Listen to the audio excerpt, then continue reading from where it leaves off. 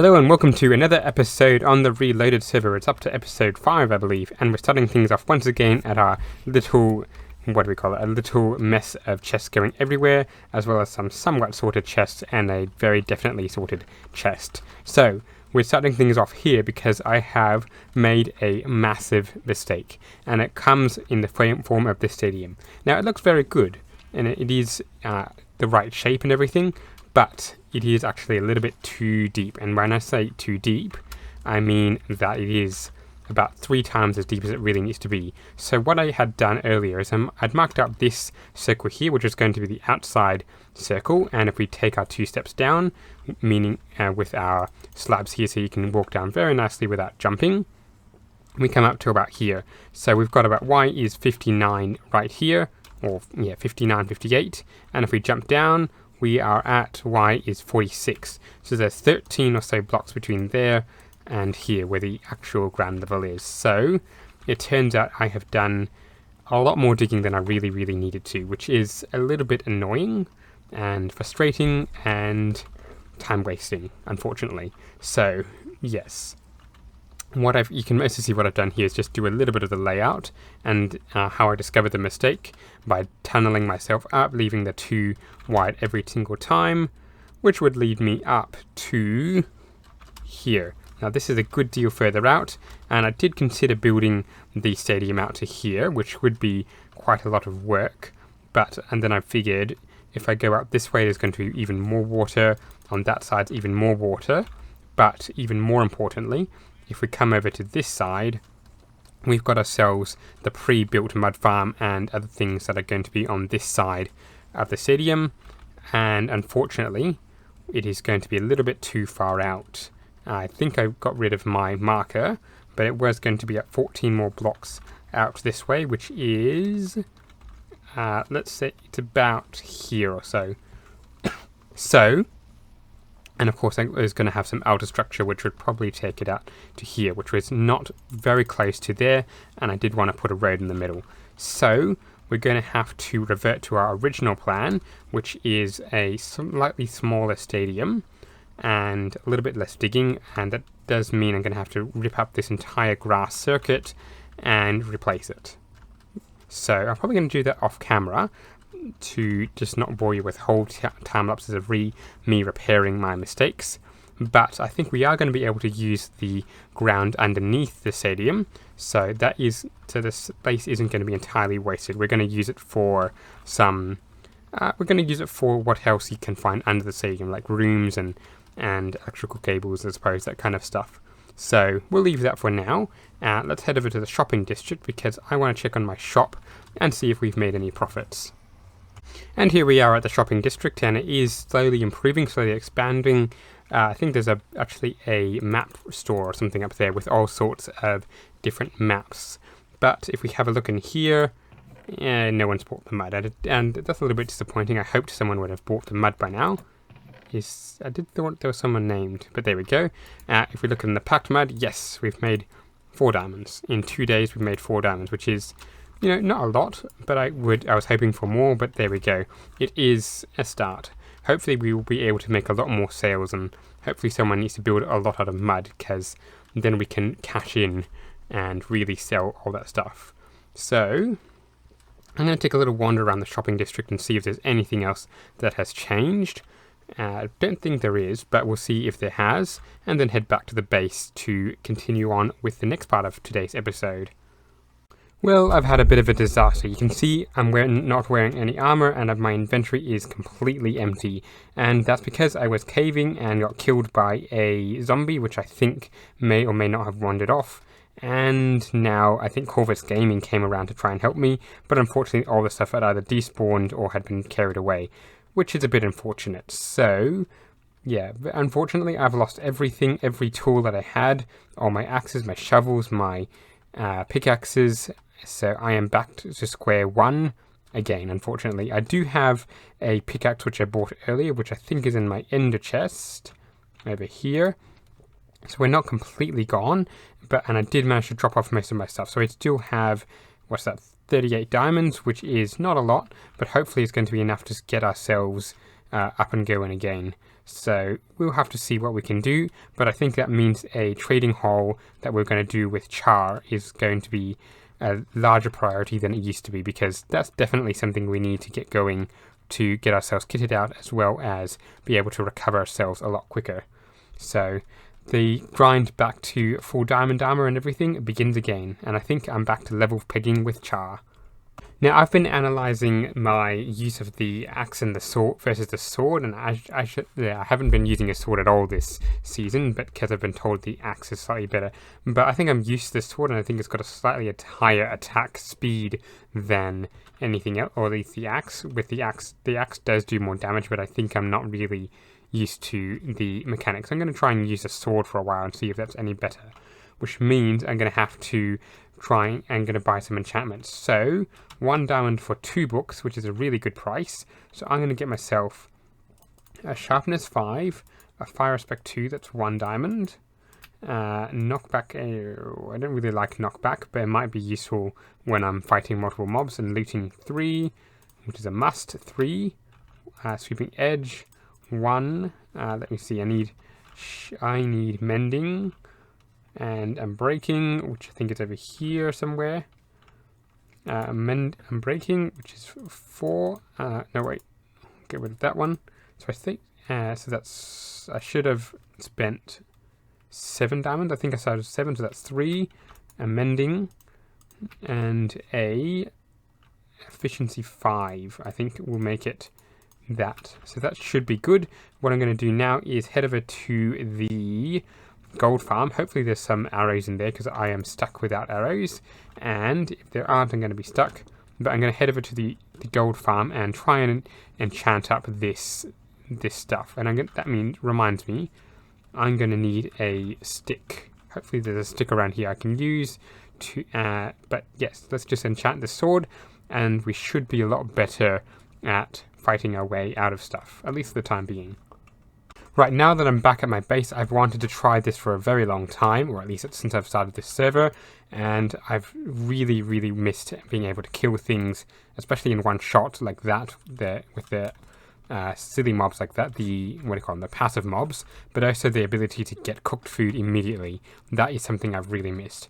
I think, though, in Java it might be that if you hit a mob when it's raining, it becomes not cooked food, which is not the same thing in Bedrock. So I'll have to test that eventually, some of the things that are different between Java and Bedrock, and some of the things I'm slowly learning. Now, I've been visited by, what's his name, Christoph on Rosie, who has very kindly given me some diamond armor, which is going to help me a little bit. So there's that one, which is cursive binding, so I'm not going to be able to take it off.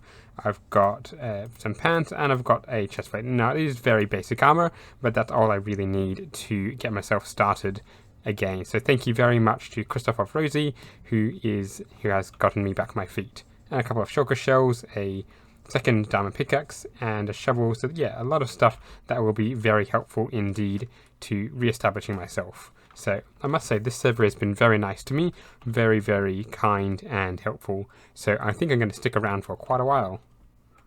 So after that little adventure with whatever his name was, yeah, I've already forgotten the name. It's been a little while since I've actually spoken to him, but I'm going to head over to the shopping district now and buy myself a whole stack more enchanted books, because at 1 diamond per 2 books, I think it's definitely worth paying for. And it is actually worth reassessing some of the prices, I think, in this shopping district, because if we get, say, a simple axe, that's 3 diamonds, and the 4 enchantments on here would be 4 and 5. So at the moment, 5 diamonds for a fully enchanted pickaxe, or any of these really, for a shovel or a pickaxe or anything of those, would be 5 diamonds. So, or 6 diamonds in the case of the pickaxe. So that is not real. Oh yeah, 5 diamonds for each of these, 4 or even 3 for this one.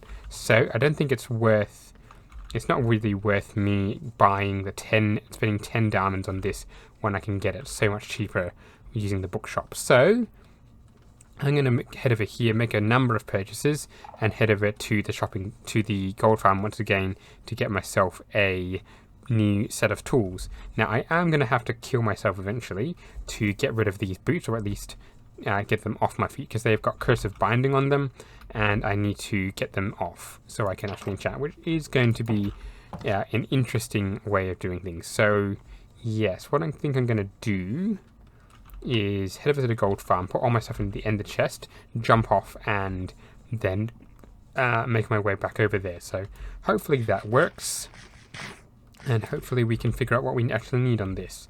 So I'm going to do a little bit of calculations and a few investigations and see what would be good for my new set of armor. Right, so I've been doing this for about half an hour now, and I've got myself a almost fully enchanted stuff of armor, but I just need to get rid of these boots that are on myself at the moment. So they are cursive binding, so they shouldn't disappear when I jump off. I just need to actually jump off and hopefully kill myself. I tried doing it in the shopping district, but it didn't really work. So hopefully, if I jump off here, I should respawn in the shopping district right next to all my stuff. Let's go, and there we go. And I'm going to quickly take a screenshot of that, because I'm going to have I'm going to take a picture of that for my thumbnail, which you should have seen when I come in.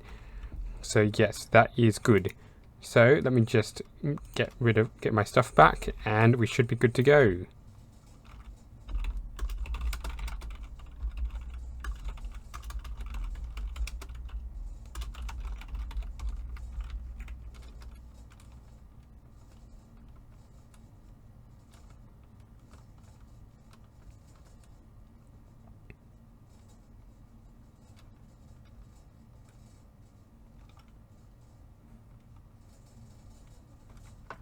And there we go, we've got ourselves a fully set of enchanted armor, or at least diamond armor. We don't have the stuff to get ourselves netherite, but that will have to come in the future when I'm probably a little bit richer, because I don't think I'm going to have enough space in the area to be able to mine out for some deep slate, or whatever it is called, for the netherite ancient debris. That's the name I'm looking for.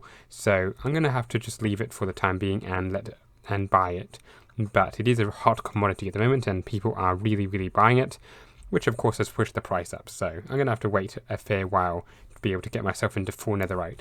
And given the number of deaths I've had, I've had 33, not all of them caused by me. I did play a game which I did die a few times, but 33 deaths in a little over a month is a little bit concerning, because that's just about one a day.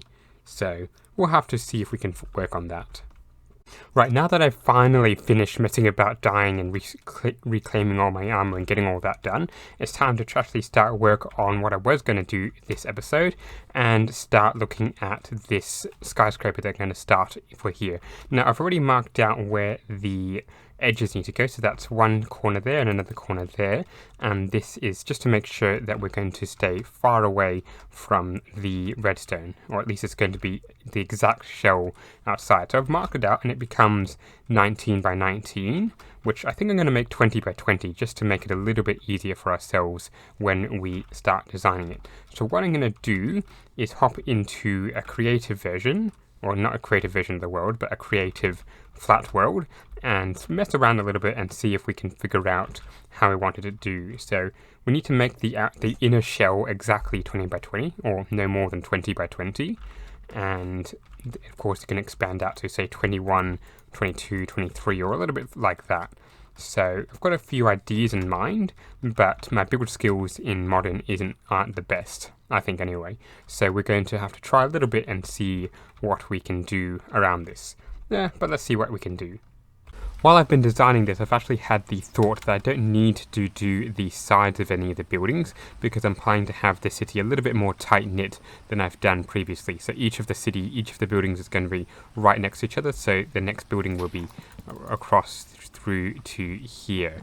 So that does actually make it a little bit easier to come up with all the resources to build it, but it is still going to be a fair bit of difficulty given where I am in the server at the moment. But I've come up with this design, which is based on one that I found on the internet, and I think it looks pretty good. I'm still not entirely happy with the way the walls look, the sides of the walls look, but it is a reasonably simple design. I've got the mud there, which I did want to include just to give a little bit of difference between the mud and the grey concrete. I've got the traditional white concrete which is going to go all the way up, and this little curved front. Now, the entrance is something I'm still trying to work out, which is one of the things I'm not particularly good at. The entrance to the mud farm, of course, is on the left-hand side, which may complicate how I do things. So what I might do is do the bottom as I would do the top bits, have the entrance here, but then it goes straight across. You come to the left and enter into the mud farm proper.